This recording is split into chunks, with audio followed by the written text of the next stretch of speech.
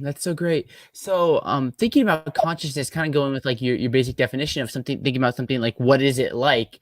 I think it'd be helpful to talk about like how this is like unexpected, given let's say naturalism, if there were like was no God and we're in like some sort of Right. like causally closed system. Because this is something until I started reading more philosophy of mind that I didn't really realize is that if we're in like a physical universe, how does this like mental come about? So like, can you talk a little bit about like the seeming like craziness of like consciousness coming about in like a physical universe if like God did not exist?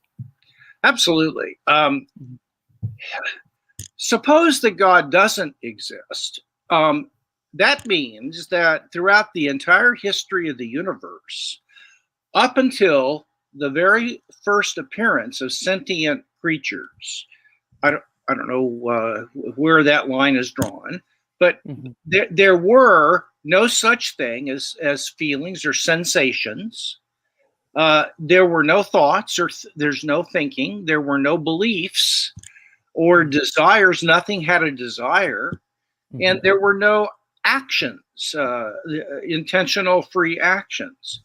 Now, all of a sudden, when you start getting sentient beings, especially let's just talk about human persons, presto, you have beings that now have something entirely new in the history of the since the Big Bang, and utterly unique and different from everything else in the universe. There's nothing at all like it. And you have now consciousness appearing, and it has these characteristics. Now, the problem is that this this appears to be getting something out of nothing, because if matter is what chemistry and physics tells us it is, or neuroscience, and the history of the world is just starting with matter in different forms, but then rearranging it according to the laws of nature into more complicated structural arrangements of matter up until animal bodies and brains. uh, you're not going to get something utterly different popping into existence that wasn't already latent within the matter.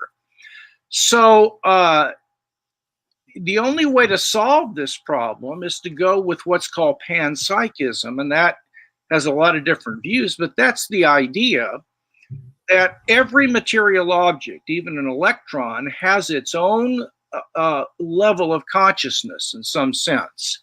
So an electron doesn't know it's an electron, but it would have a certain level of consciousness. So the universe begins with conscious matter. That way, you don't have to get consciousness out of nothing when human persons come into being. The problem with panpsychism is, or there are many of them, but two of them in this regard. First of all, conscious states and brain states are contingently connected.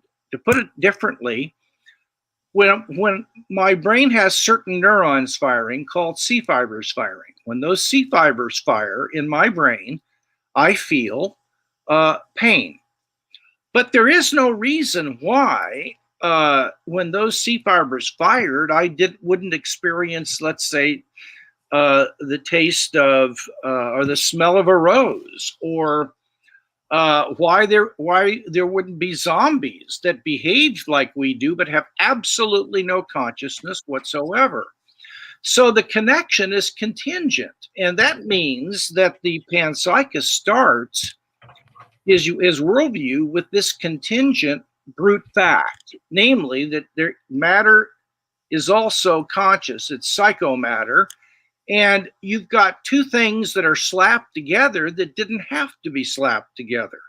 That then raises the question, you don't want, why do you have a brute fact that Mhm. is contingent? That it didn't have to be that way, because if it's contingent, that is, it's real, but it didn't have to be, then you can always ask, well, why was that true? The only kind of brute fact that you want to stop with is a necessary being because you can't ask of it what brought it into existence. Let me say one other thing.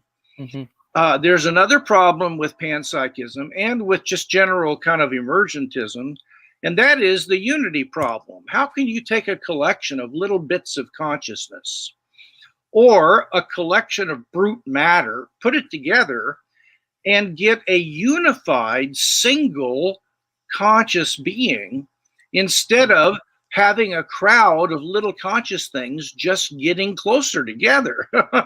The unity of consciousness is a problem. So I say you either have in the beginning were the particles, or in the beginning you had the logos. If you start with mind, logos, then how there could be subsequent minds is no problem at all.